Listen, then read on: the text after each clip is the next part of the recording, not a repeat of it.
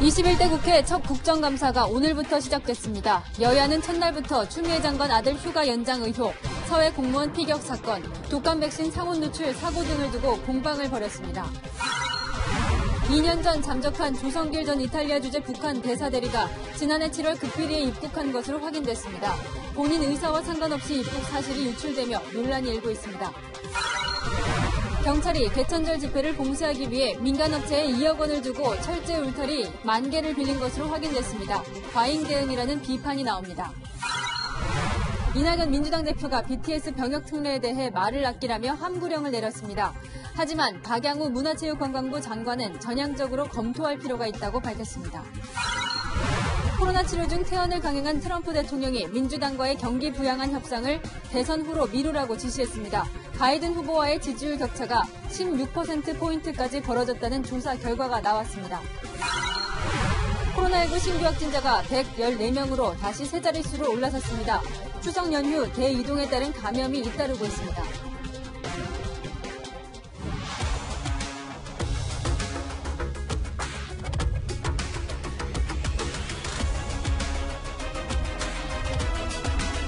안녕하십니까. 뉴스의 동정민입니다.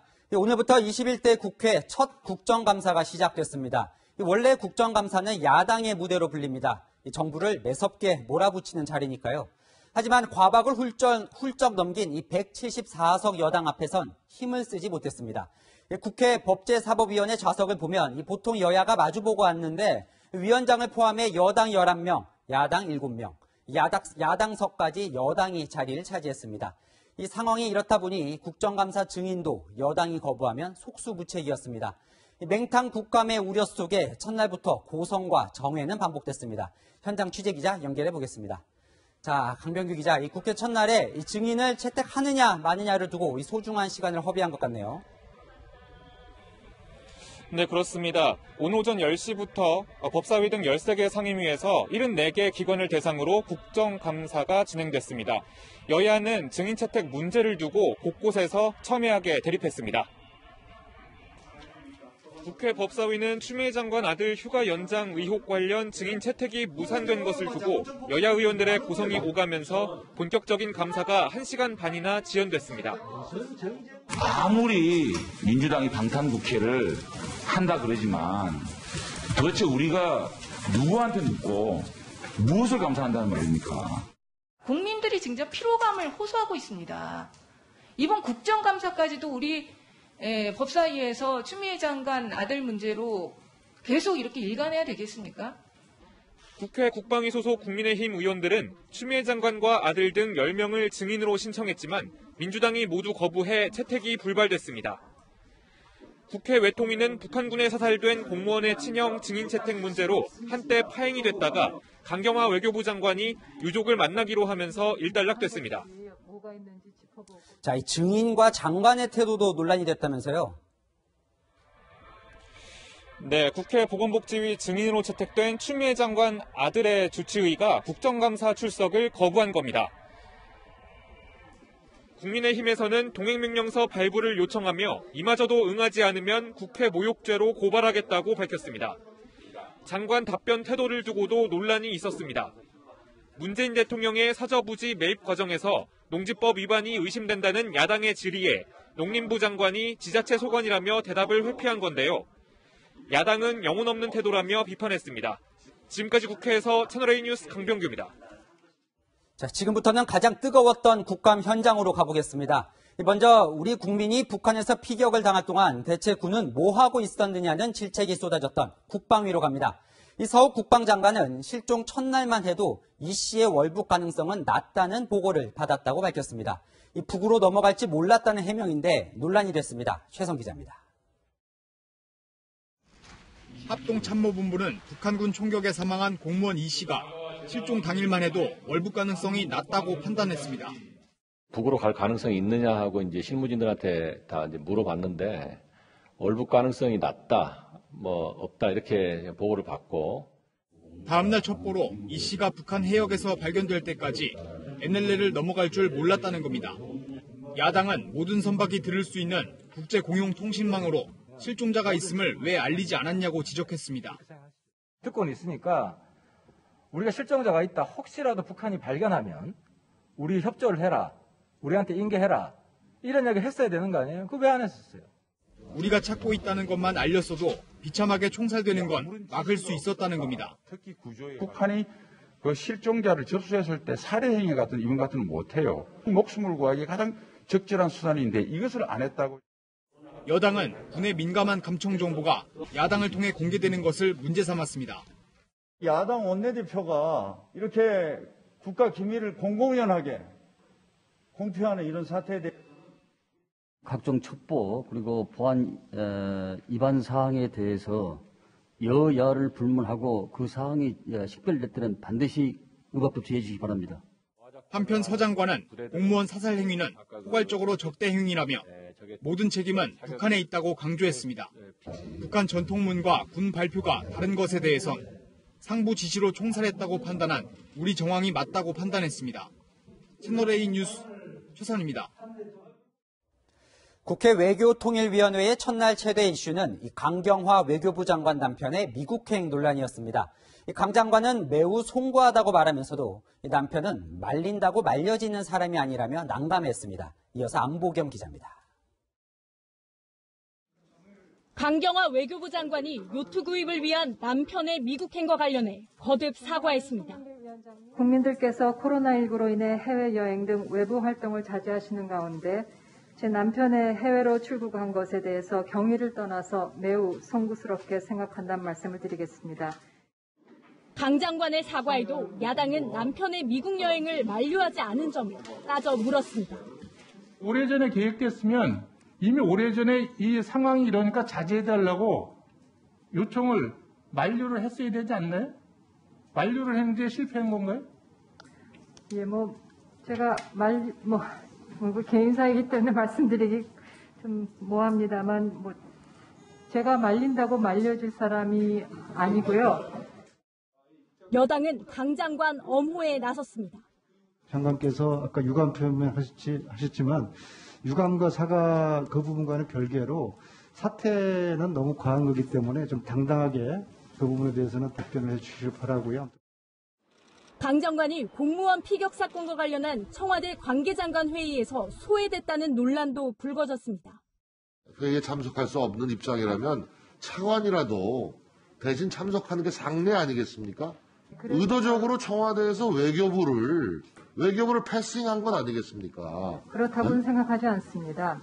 네, 실장하고는 수시로 통화를 하고 있고요. 남편 외유 논란에 외교관들의 성추행 의혹까지 불거지면서 강 장관 거취 공방은 더욱 치열해질 전망입니다. 채널A 뉴스 안보겸입니다. 국회 보건복지위원회에는 정은경 질병관리청장이 출석했습니다. K방역의 영웅이지만 최근 독감 백신 유통사고 탓에 혹독한 국감 신고식을 치렀습니다. 이어지는 질타에 정 청장은 송구하다며 고개를 숙였습니다. 전혜정 기자입니다. 정은경 질병관리청장이 질병관리본부가 질병관리청으로 승격된 뒤 첫 국회 국정감사에 참석했습니다. 정 청장은 코로나19 방역 일선을 책임지며 국민적인 신뢰를 얻었지만 이번엔 독감 백신 문제로 고개를 숙였습니다. 특히 최근에 발생한 인플루엔자 백신 공급 관련한 문제로 국민들께 큰 심려를 끼쳐드린 점 진심으로 송구합니다. 다만 정 청장은 상온에 노출된 백신의 안전성엔 문제가 없다며 오는 12일부터 국가 예방접종 지원 사업을 재개할 계획이라고 밝혔습니다.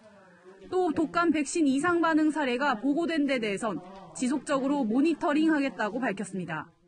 모두 다 경증에서 회복은 된 걸로 확인하고 있어서 현재 이상 반응이 크게 보고되고 있지는 않습니다. 하지만 여야 의원들은 아직 국민적인 불안감이 가시지 않았다며 거듭 우려를 나타냈습니다. 질병관리청에서 상온 노출 의심 사례는 없다라고 했다가 또 그 접종 사례가 3,000건이 넘게 또 나왔어요. 이런 어떤 보고를 보면서 고무줄처럼 늘어나는 걸 보면서 신뢰할 수 있느냐라고 하는 이제 국민들의 의혹이 생긴 겁니다. 전수검사한 것도 아니고 그걸 누가 맡고 있습니까? 저는 우리 질본에 있는 질병청장님, 보건복지부 장관님부터 맡는 것이 우선이다. 저는 그렇게 보고 있습니다. 정 청장은 여야 의원들의 지적에 국가 예방접종 계약 조달 방식과 냉장 유통 체계 등에 대한 문제점을 점검하고 전반적인 개선책을 마련하겠다고 밝혔습니다. 채널A 뉴스 전혜정입니다.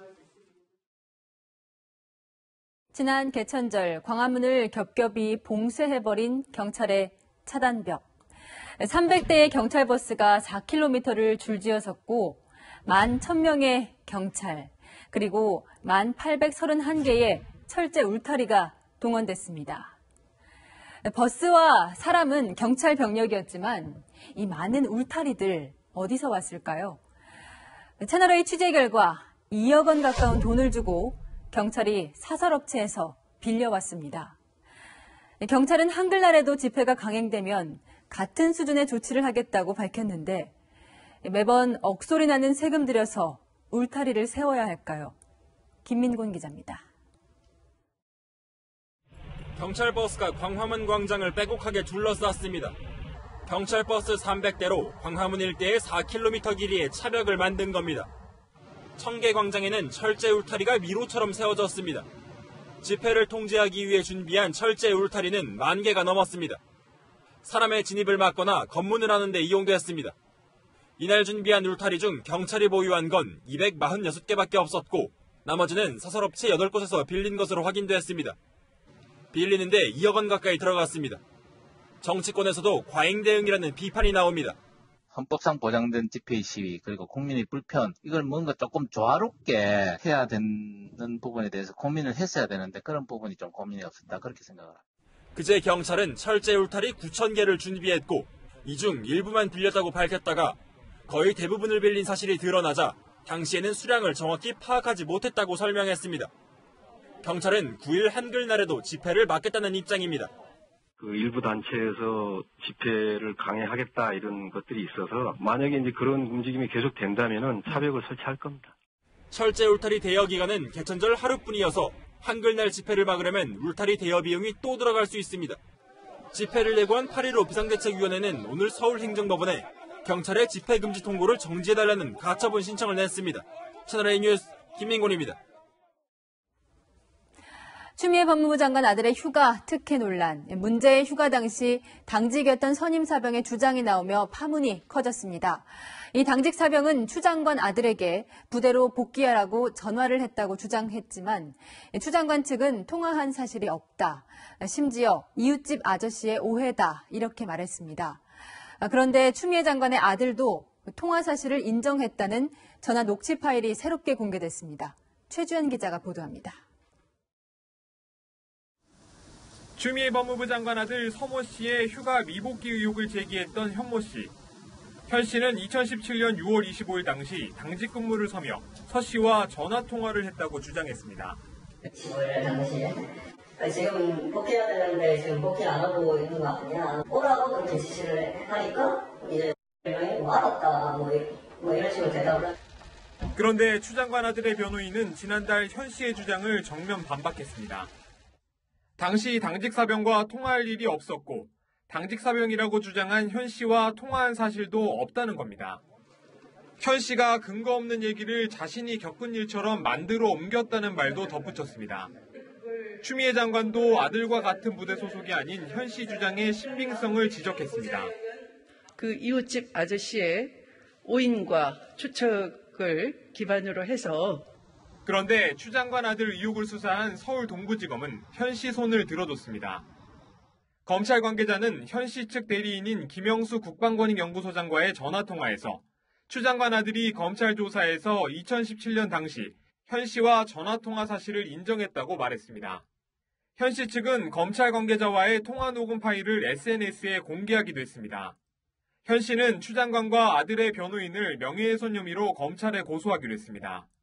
또 자신의 SNS에 비방 댓글을 달았던 네티즌 800여 명을 경찰에 고소할 계획입니다. 채널A 뉴스 최주현입니다. 이탈리아 로마에 있는 북한 대사관입니다.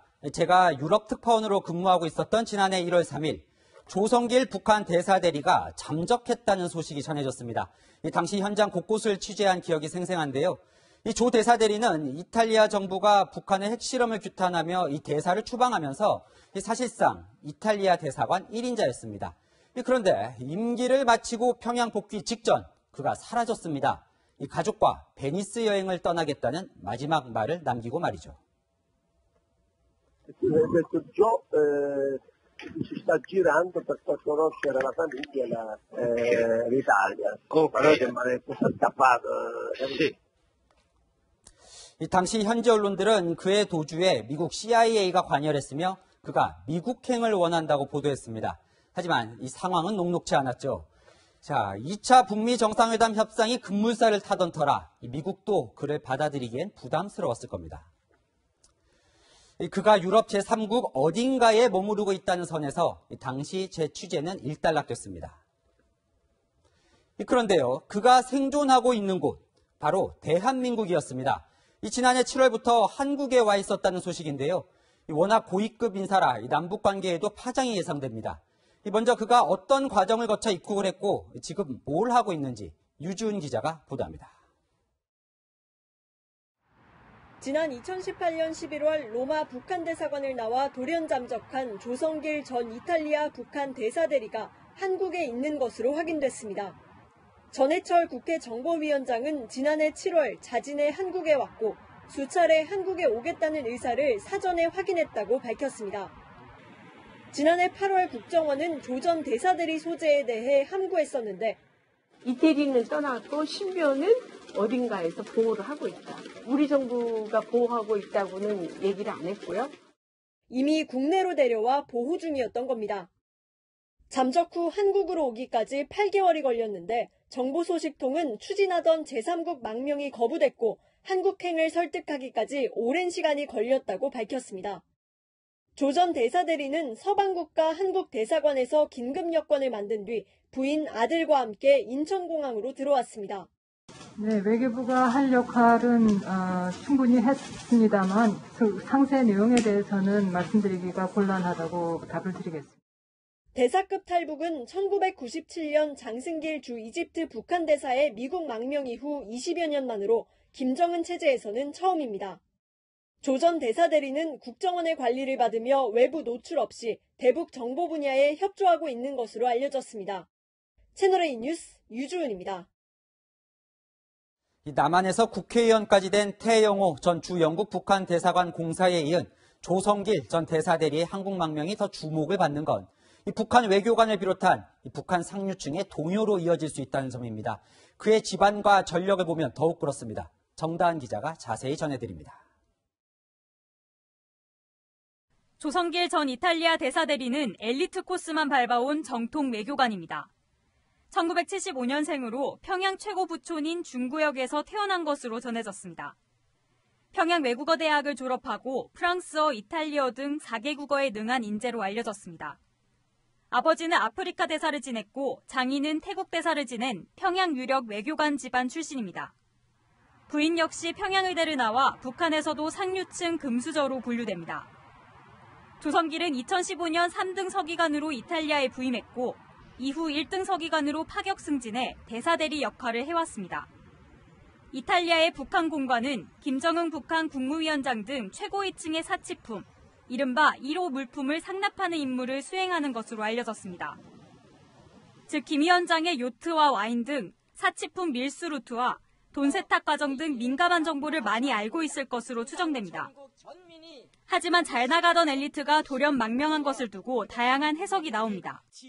이태리 같은 경우에는 이제 39호실이나 김정은 서기실과 관련된 일들을 좀 하거든요. 뭐 요트를 보낸다든가 이탈리아 와인을 보낸다든가 이런 과정에서 사고가 났을 가능성.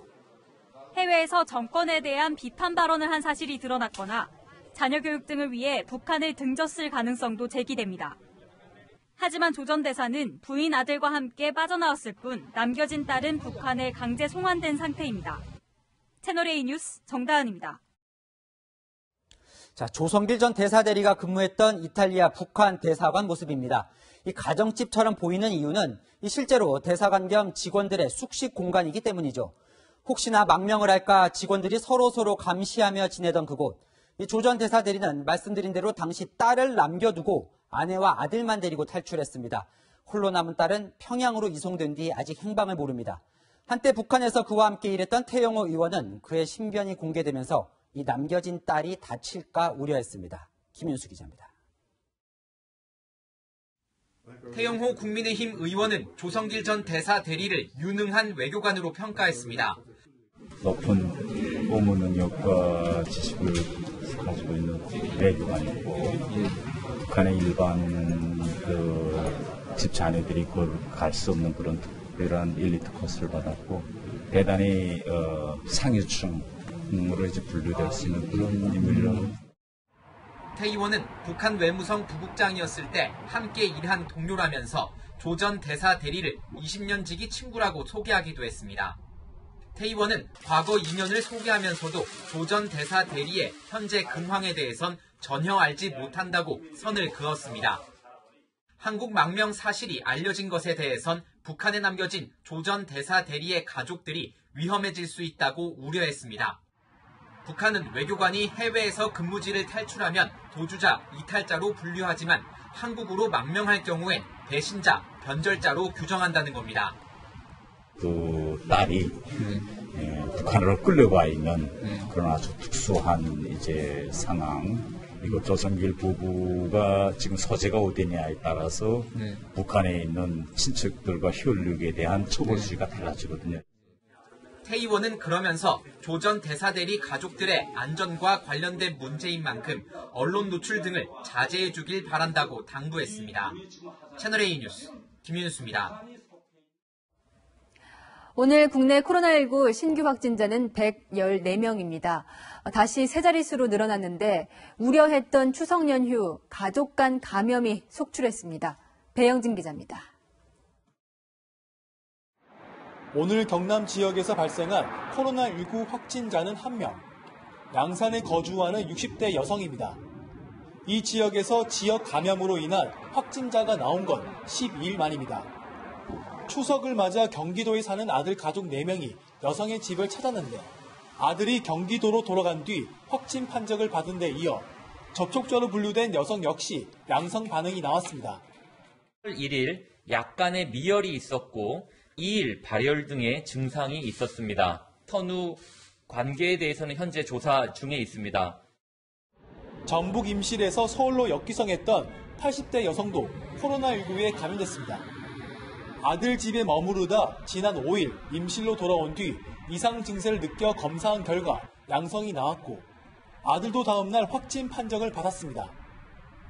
추석 연휴 이후 일가족 등이 확진 판정을 받아 봉쇄된 정읍 양지 마을에선 부부 등 주민 3명이 추가로 확진돼 관련 확진자는 12명으로 늘었습니다. 문제는 이들이 앞서 확진된 일가족들과 동선이 겹치지 않는다는 겁니다. 방역 당국은 밝혀지지 않은 다른 경로로 감염됐을 가능성에 주목하고 있습니다. 자녀분의 결혼식 피로연을 집 마당에서 가졌던 것을 확인을 했습니다. 그래서 혹시 그거와의 연관성이 있나? 확진자가 속출하면서 지역 내 모든 어린이집과 아동센터가 문을 닫았고 노인과 장애인 시설 운영도 중단됐습니다. 채널A 뉴스 배영진입니다. 이번 사흘 만에 태어난 트럼프 미국 대통령 소식입니다. 트럼프의 백악관 측근에 이어 펜타곤으로까지 감염이 확산되고 있습니다. 전 세계 경기 침체도 심각한데 트럼프는 대선에서 이겨야 경기를 부양하는 법안을 통과시키겠다며 민주당과 협상을 중단했습니다. 워싱턴에서 김정한 특파원입니다. 트럼프 대통령은 코로나19 추가 경기 부양안 협상을 중단시키면서 재선에 승리한 뒤 대규모 경기 부양안을 통과시킬 것이라고 밝혔습니다. 민주당 지지주들을 지원하려는 민주당 탓에 협상이 지연됐다고 몰아세웠습니다. 경기 부양안 통과보다 자신이 지명한 보수 성향의 베럿 대법관 인준에 우선순위를 두면서 민주당과 대립각을 확실히 하려는 포석으로 해석됩니다. 바이든 민주당 후보는 통합을 강조하며 트럼프 대통령을 겨냥했습니다. This pandemic is not a red state or blue state issue. This virus doesn't care whether you live or where you live, what political party you belong to. It infects us all. 이런 가운데 트럼프 대통령의 연설문을 담당하는 최측근 밀러 선임 보좌관과 핵공격 승인에 사용하는 암호가 들어있는 핵가방 담당자 등 백악관 직원 3명도 추가 확진 판정을 받았습니다. 확진 판정을 받은 미 해안경비대 고위장성과 접촉한 밀리 합참의장 등 국방부 육해공군 수뇌부도 모두 자가격리에 들어가는 초유의 사태가 빚어졌습니다. 유명 언론인 우드워드와의 인터뷰에서 코로나19의 치명적 위협을 인정했던 트럼프 대통령. That's a very delicate one. It's also more deadly than your strenuous flus. 입장을 바꿔 감기보다 덜 치명적이라고 트럼프 대통령이 쓴 글에 대해 트위터는 경고문을 달았습니다. 트럼프 대통령은 퇴원 직후부터 폭풍 트위터를 쏟아내며 온라인 유세를 이어가고 있지만 이 바이든 후보와의 지지율 격차는 16%포인트까지 벌어졌습니다. 워싱턴에서 채널 E 뉴스 김정아입니다.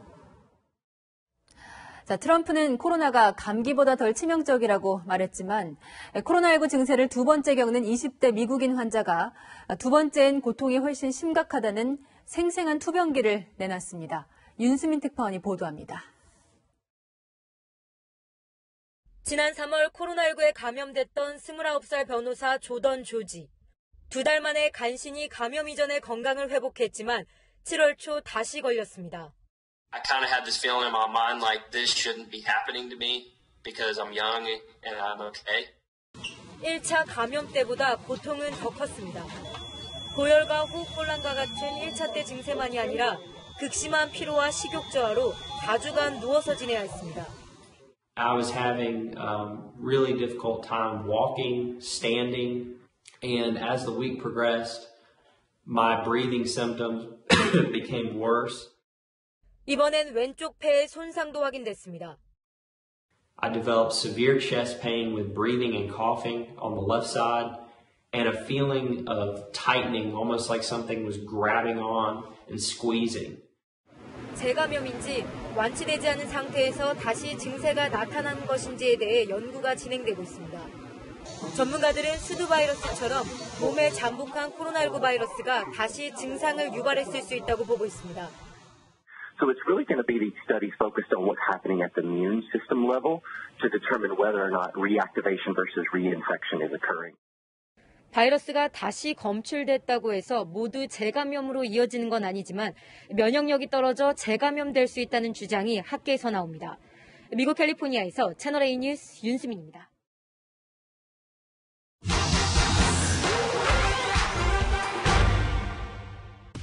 해마다 10월이면 노벨상 수상자가 발표됩니다. 올해 수상자에겐 증서와 메달, 약 13억의 상금이 지급되는데요.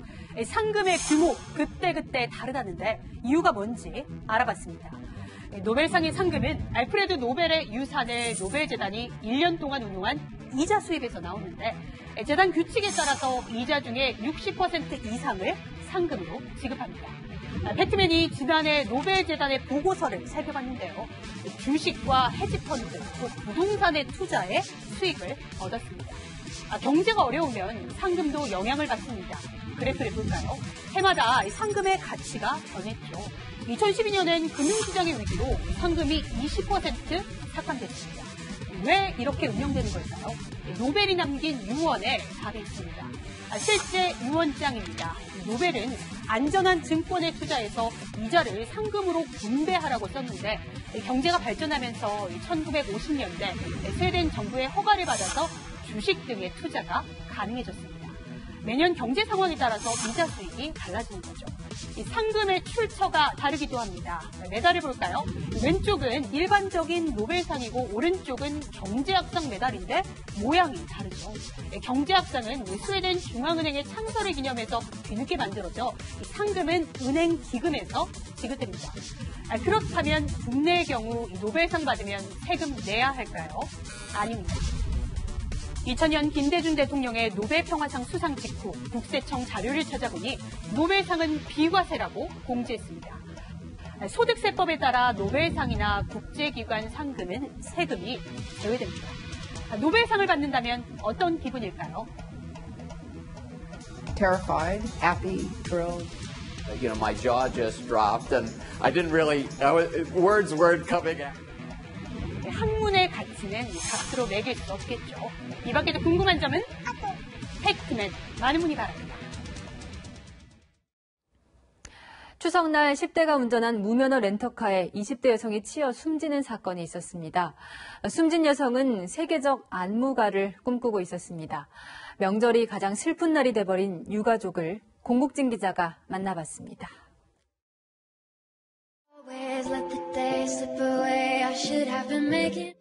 석양이 지는 바닷가를 배경으로 여성이 춤을 춥니다. 추석날 무면허 10대가 몰던 렌터카에 치여 숨진 21살 안혜진 씨입니다. 사고 이틀 전 바다에 놀러가 찍은 영상이 마지막 모습이 됐습니다. 그 팀에서 주어진 과제가 있었나 봐요. 그거를 이제 만들기 위해서 엄마 아빠랑 다 같이 가까운 데로, 가까운 고성으로. 안무가의 꿈을 이루기 위해 2년 전 상경한 뒤 늦은 밤까지 연습하며 하루하루 견뎌냈고 최근 전문 안무팀에 합류하면서 꿈을 이루는가 싶었습니다. 추석을 맞아 모처럼 내려온 고향에서 이렇게 될 줄은 상상조차 못했습니다. 많이 다쳤을 정도? 많이 다쳤을까? 이런 마음으로 갔지 그렇게 죽어 있을 거라고는 생각을 못했어요. 가해자 측 태도는 가족들을 더욱 아프게 합니다. 운전자 17살 김모군이 구속됐을 뿐 어느 누구도 미안하다 한 적이 없습니다.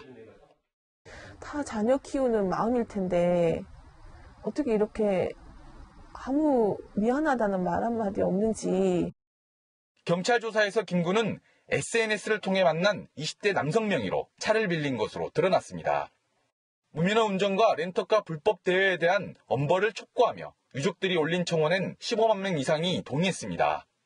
예진이 같이 이런 가슴 아픈 일이 다시는 안 일어났으면 좋겠고요. 미성년자들한테 어른들이 정말 막아야 될 부분들이 있지 않을까. 우리 이쁜 예진아, 하늘나라에서 이제 편히 쉬어라. 안 씨를 떠나보낸 가족들에게 추석은 가장 아픈 날이 됐습니다. 저희한테는 앞으로는 즐겁고 행복한 추석은 없겠죠. 진짜 가슴 아프고 슬프고 예진이 생각에 이걸 어떻게 잊겠어요. 어떻게 잊겠어요. 채널A 뉴스 공국진입니다. 소비 절벽에도 무풍지대라는 명품 시장, 그래서 짝퉁 시장까지 불황을 피해가고 있습니다.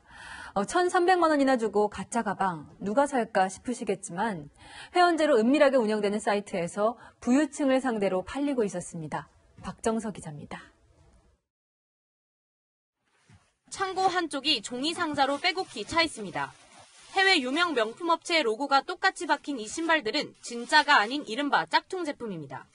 30대 남매는 지난 2015년부터 회원제로 위조품 판매 사이트를 비밀리에 운영해오다 이번에 적발됐습니다. SNS 등을 통해 먼저 주문 결제를 받고 중국에서 제품을 만든 뒤 특송 화물로 밀수입하는 방식을 사용했습니다. 오빠가 중국에서 밀수 유통을 지휘했고 여동생이 한국에서 영업을 담당했습니다. 이렇게 특수 장비에 열과 압력을 가한 뒤 금형의 정품 로고를 그대로 찍어내는 방식으로 감쪽같이 위조품을 제조했습니다.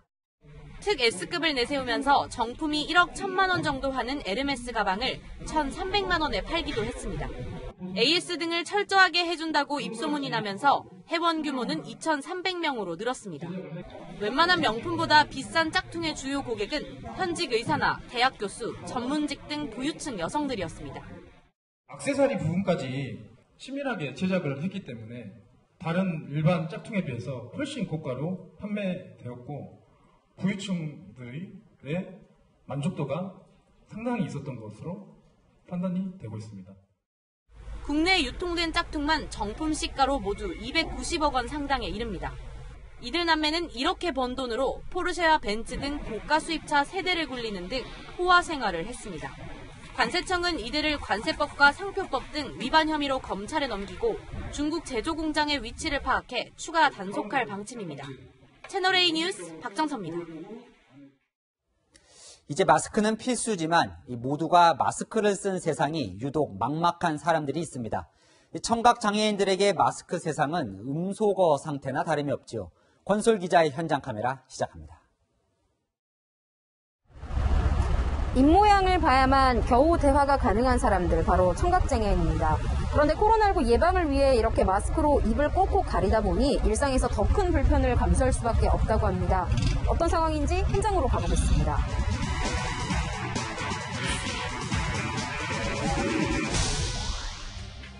지난 8월 20대 1의 경쟁을 뚫고 바리스타로 채용된 청각장애인 이수빈 씨.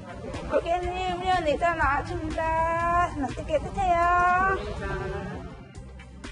마스크 때문에 의사소통이 힘들 때도 있지만 마스크를 다녀서 하면 인공을 제대로 알 수가 없고 제대로 볼 수가 없어요. 불편하고 또 아예 막아버리는 느낌? 점장이 되겠다는 목표를 마음에 새기고 힘을 냅니다.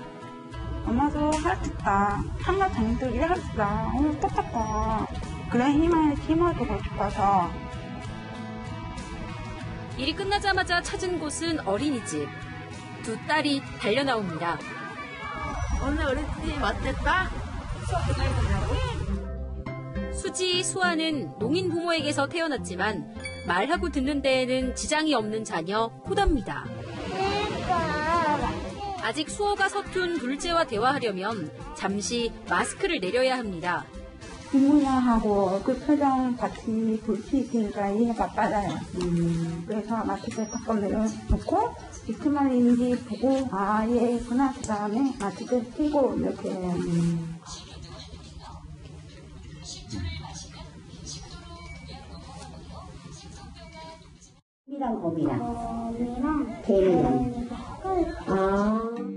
이미 시중에 가운데가 투명한 마스크가 나와 있지만 조금만 이야기를 나누면 한계가 드러납니다. 이렇게 습기가 차다 보니까 사실상 입모양이 보이지 않습니다. 아예 막아버리는 것보다 다 투명할 수 있는 그런 사람 없이 다 그런 거 마스크 만들었으면 좋겠어요. 의사소통의 벽을 마주할 때마다 마스크 없는 세상이 그리워집니다.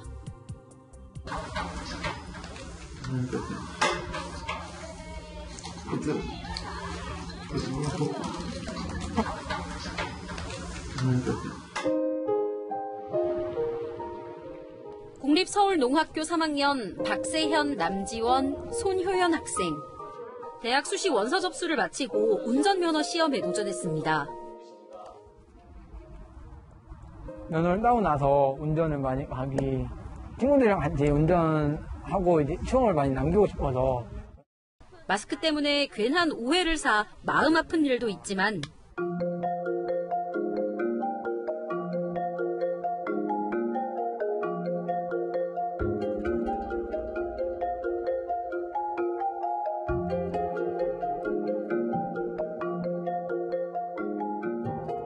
편리할 때도 있습니다. 비대면 때문에 음식점이나 그런 가게에서 키오스크 기계가 많이 생겼는데 코로나19로 아쉽게 끝난 고3 생활과 대학 생활은 달랐으면 하는 바람입니다.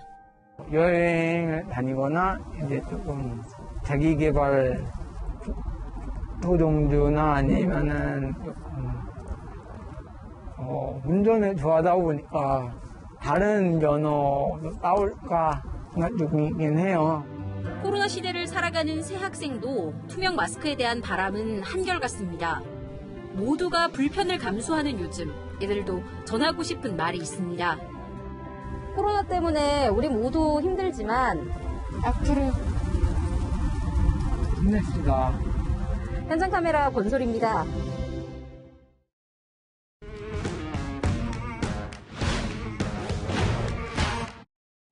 열왕야랑 시작합니다. 정치부 이동은 기자와 함께합니다. 자, 오늘은 국정감사 첫날 모습을 낱낱이 보여준다고요. 네. 자, 오늘의 첫 번째 주제 보여주시죠. 국감장에서 첨단 기술 테스트를 했습니까? 그건 아니고요. 지난달 문재인 대통령이 참석한 좀 긴데 디지털 뉴딜 연계 문화 콘텐츠 산업 전략 보고회 얘기입니다. 네, 이 서해 공무원 피겨 사건과 맞물려서 논란이 됐던 그 행사인 것 같아요. 네. 자, 이 당시 청와대에서 NSC 회의가 열렸는데 대통령은 그 회의에는 참석하지 않고 그 행사에 가서 아카펠라 공연을 감상하는 게 맞느냐 이런 논란이었죠. 맞습니다. 오늘 열린 문체위 국감에서 행사를 주관했던 박양호 문체부 장관은 아주 중요한 행사여서 대통령이 당연히 참석해야 한다고 말했습니다. 이게 지금 연기나 이런 것들이 불가능했던 또 대통령이 참석 안 하면 진행이 불가능했던 그런 행사입니까? 이거는 저는 굉장히 중요한 행사다. 마지막 부분에 이제 아카펠라 공연이 있었습니다. 청정 음향주소를 가지고 그 테스트하는 것입니다. 한가롭게 공연을 보는 것처럼 일부 신문에서 나와서 저는 그 언론에 대해서 굉장히 유감스럽게 생각을 합니다. 그렇게 따지면 뭐 중요하지 않은 행사가 어디 있겠습니까? 그렇죠. 국민이 목숨을 잃었는데 대통령이 공연 관람하는 게 우선순위에 맞느냐 그런 지적이었죠. 네, 오히려 언론 탓을 하는 것도 씁쓸했습니다. 네, 씁쓸하다는 얘기를 했는데 오늘 국정감사 첫날부터 막말 논란이 터져나왔다고요? 네, 야당 의원이 민주당 총선 1호 공약이죠. 공공 와이파이 구축 사업에 대해서 와이파이를 쓰는 비중이 얼마 안 된다, 실효성이 없다고 지적하면서 험한 말을 했는데요. 직접 들어보시죠. 저는 이것이 상당히 참 사전을 차리니까 뭐 또라이는 어떤 나는 일본 말인 줄 알았더니 우리 순수한 우리말이더라고요. 어떤 똘짓 이런 개념이 아닌가. 정말 국민의 세금을 왜 이런 데다 쓰느냐. 정부 비판을 하더라도 국민의 대표로서 품격을 지켜주면 좋겠습니다. 네, 다음 주제 보겠습니다. 네. 자, 머쓱한 함구령. 네. 이 주인공이 이낙연 민주당 대표군요. 네, 어제 여랑야랑에서도 전해드렸던 BTS 병역 특례에 대해서 이낙연 대표가 오늘도 말을 아껴라 함구령을 내렸습니다. BTS의 병역 문제를 정치권에서 계속 논의하는 것은 국민들께서 보시기에 편치 못하시고 BTS 본인들도 원하는 일이 아니니 이제는 서로 말을 아끼셨으면 합니다. 네, 저 자리에는 이 그동안 병역 특례 필요성을 계속 제기해온 이 노웅래 최고위원도 있었다면서요.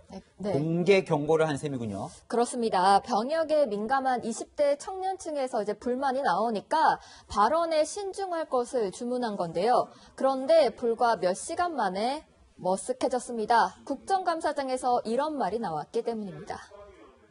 아마 일각에서는 병역 특례까지도 필요하다는 주장도 제기되고 있는데 장관께서는 연기와 특례에 대해서는 어떻게 생각을 하십니까? 전형적으로 검토할 필요가 있다고 보고요. 관계 기관들하고도 또 국민들의 정서 이걸 고려해야 되는데 국회에서도 좀 논의가 잘 됐으면 좋겠다는 바람이 있습니다. 네, 전용기 민주당 의원은 대중문화예술인의 병역을 연계할 수 있게 한 법안을 발의했기 때문에 관련 부처 장관의 생각이 궁금했던 것 같습니다. 네, 그런데 결과적으로는 이 장관과 여당 대표가 다른 말을 한 셈이 됐군요. 그렇습니다. 자, 그런데 이 장관까지 긍정적으로 말했으니까요. 이 BTS 병역 특례 가능하게 되는 건가요?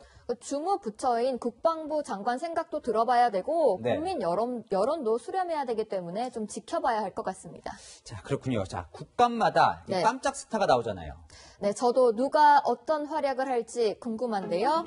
오늘의 여랑야랑은 이제 시작으로 정해봤습니다. 네, 26일까지 계속되는 국정감사에서 누가 활약을 하는지 여랑야랑이 계속 전해드리겠습니다. 지금까지 여랑야랑이었습니다. 유승준 씨의 국내 입국이 또다시 좌절됐습니다. 지난 3월 대법원이 비자 발급 거부가 잘못됐다는 판결을 내렸죠. 우리 정부가 이번에도 비자 발급을 거부한 겁니다. 정현우 기자입니다. 가수 유승준 씨가 외교부를 상대로 처음 소송을 낸 건 지난 2015년. 제 피는 한국 피거든요. 미국 사람이 저를 미국 사람으로 안 봐요. 그냥 가고 싶은 거죠. 5년간의 소송 끝에 법원은 지난 3월 비자 발급 거부가 잘못됐다고 결론냈습니다. 그런데 유 씨가 최근 외교부를 상대로 두 번째 소송을 제기했습니다. 외교부가 지난 7월 유 씨에 대한 비자 발급을 다시 거부했기 때문입니다. 법원의 승소 판결은 2015년 당시 비자 발급을 신청한 사건에 대한 것이라며 7월에 신청한 비자와는 무관하다는 이유였습니다. 발급해라는 취지로 대법원에서 판결을 했었죠. 그런데도 불구하고 다시 거부한다는 것은 논리가 맞지 않다고 봐요. 유 씨는 평생 입국을 거부하는 한국 정부의 조치가 과도하다는 입장입니다. 채널A 뉴스 정현우입니다. 정부가 임신 14주 이내까지는 조건 없이 임신 중절 수술, 낙태를 허용하기로 했습니다. 자연유산 유도약도 합법화됩니다. 김단비 기자입니다. 정부가 임신 초기인 14주까지는 특별한 사유가 없어도 낙태를 허용하는 형법 모자보건법 개정안을 입법 예고했습니다. 헌법재판소가 형법상 낙태죄에 대해 헌법 불합치 결정을 내린 지 1년 6개월 만에 나온 개정안입니다.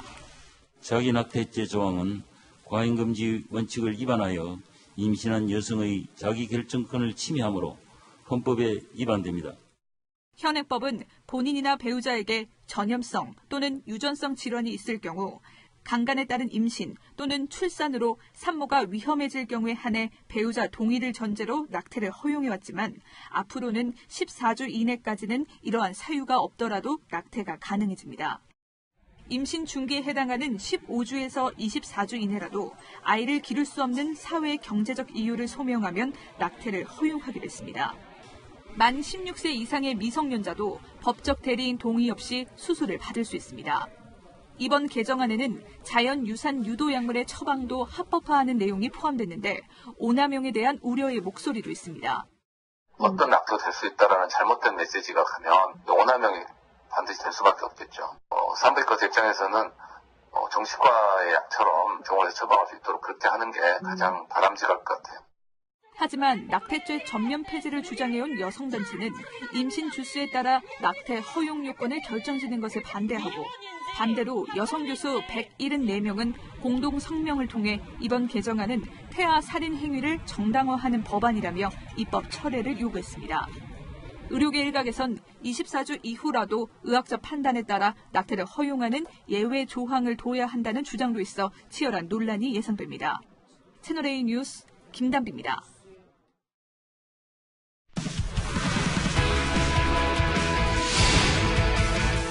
안녕하십니까. 스포츠 뉴스입니다.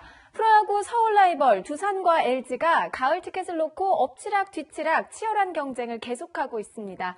현장 취재기자 연결합니다. 김유빈 기자, LG와 두산의 순위 오늘 또 바뀔 수 있다고요? 네, 어제 LG가 지고 두산이 이기면서 양팀의 순위가 또 뒤바뀌었습니다.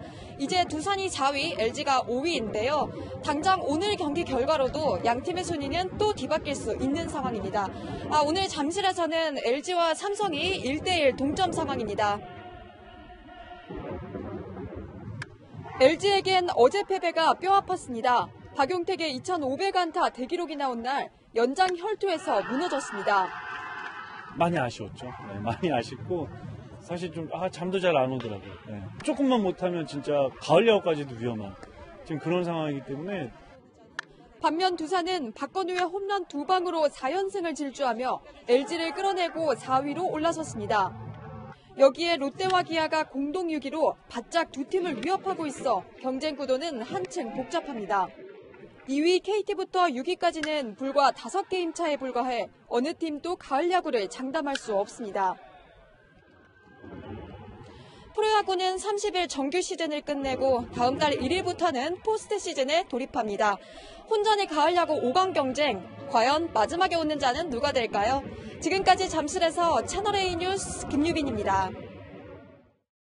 우리나라도 서핑을 즐기는 인구가 점점 많아지고 있는데요. 서핑의 본고장 하와이 부럽지 않은 인공 서핑 파크가 국내에서 문을 열었습니다. 이민준 기자입니다. 서핑의 본고장 하와이의 짜릿한 파도가 그대로 국내로 옮겨졌습니다. 높은 파도를 가르는 화려한 점프, 파도가 만들어내는 아찔한 터널을 빠져나가는 모습까지 균일하고 높은 파도에 최정상급 서퍼도 감탄을 금치 못합니다. Yeah, this is the best artificial wave I've ever surfed, and these artificial waves are better than the waves in California. 한국 인공 서핑 파크는 영국과 호주에 이어 세계 세 번째. 그런데 직선 거리가 240m로 세계 최대 크기를 자랑합니다. 25,000톤의 물로 0.2m부터 2.4m까지의 다양한 파도를 1분간 1000회 가까이 만들 수 있습니다. 동해와 서해의 작은 파도에서 서핑을 즐겼던 국내 서퍼들도 새로운 파도에 즐겁기만 합니다. 사실 자연에 비해서 좀 더 고른 것 같아요. 파도 공장이라고 하죠. 그래서 굉장히 재밌는 것 같아요. 서핑파크는 내일 일반인에게 오픈되는데 코로나19로 시간당 150명만 사전 예약을 통해 이용할 수 있습니다. 좋은 파도를 위해 해외로 나가야만 했던 서핑족들의 관심이 쏠릴 것으로 보입니다. 채널A 뉴스 이민준입니다. 내일은 찬 이슬이 내리기 시작한다는 절기 한로입니다. 한로답게 내일 아침도 10도 안팎으로 싸늘하게 출발할 텐데요. 한로가 지나면 바람결도 부쩍 차가워지기 시작하니까요. 두툼한 이불과 겉옷으로 본격 가을 채비해두시면 좋겠습니다. 내일 낮부터는 다시 예년 기온을 회복하는데요. 한낮에는 25도 안팎까지 오르는 곳들이 많습니다. 구름량도 적어서 가을볕이 강하게 내리쬐겠습니다. 다만 일교차가 크기 때문에 대비를 하시는 게 좋습니다. 14호 태풍 차놈은 오키나와 동쪽 해상을 지나고 있는데요. 우리나라는 태풍의 직접 영향은 없겠지만 남해안과 동해안 지역이 간접 영향권에 들겠습니다. 일요일까지 강한 바람이 몰아치겠습니다. 특히 동해안 지역은 주말 사이에 너울성 파도 위험까지 있어서 안전사고에 조심하셔야겠습니다. 다음 주 초반부터는 한층 더 싸늘해지면서 가을은 더욱 무르익을 전망입니다. 날씨였습니다.